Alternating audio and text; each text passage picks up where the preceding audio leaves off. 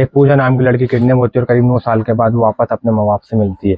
लेकिन जो उसे किडनैप करते 2 साल तक तो उसे अपनी बच्ची की तरह और अपनी बेटी की तरह रखते और उसकी पढ़ाई पे ध्यान देते, लेकिन जो 7 साल उसके साथ होता है आप जानेंगे तो यकीनन आप बड़ी हैरत करेंगे। तो क्या है पूरा मामला बगैर देरी करे जाने।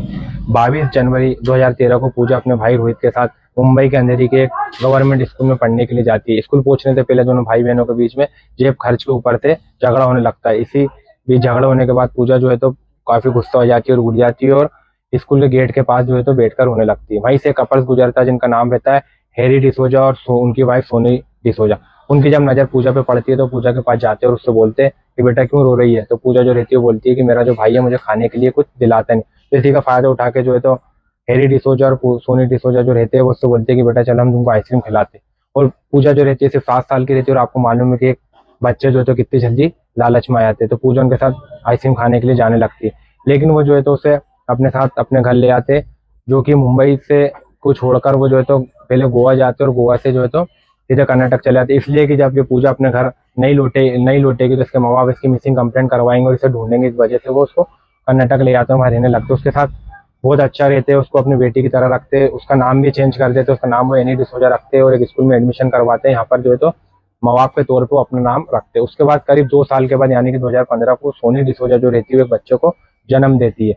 उसके बाद पूजा जिस स्कूल में पढ़ती वहाँ पे उसको मिलने के लिए जाते थे, उसको लेने के लिए जाते थे और तो उससे काफी प्यार करना फिर उसी स्कूल से जो है तो उसका एडमिशन निकलाकर वो वापस मुंबई के अंधेरी में रहने आ जाते हैं, जो कि उसके रियल घर से मात्र 500 मीटर की दूरी पर रहता है।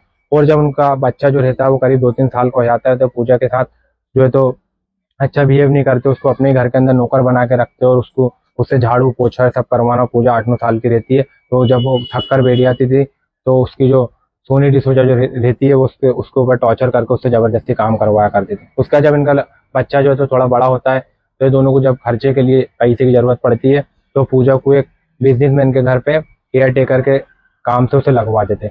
फिर एक दिन पूजा जो है तो काफी उदास जो है तो बैठे रहती है और जब उस दिन जो है हैरी डिसोजा जो रहते हैं वो काफी ड्रिंक करके और काफी नशे में घर के अंदर आते हैं। तो पूजा जो रहती है वो बोलती है कि मम्मी पापा तुम मेरे को दूसरों के घर पे काम पे क्यों लगवाया, मुझे अच्छा नहीं लगता किसी के वहाँ काम करना।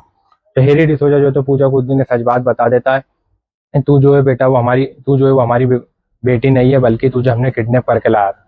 तो जब पूजा ये बात सुनती है तो बड़ी दुख होती है और एक दिन फिर जो है तो वो एक मोबाइल के अंदर पूजा मिसिंग केस के बारे में सर्च करती है तो उसके अंदर से पोस्टर निकलता है और पोस्टर के अंदर करीब 4 नंबर रहते हैं।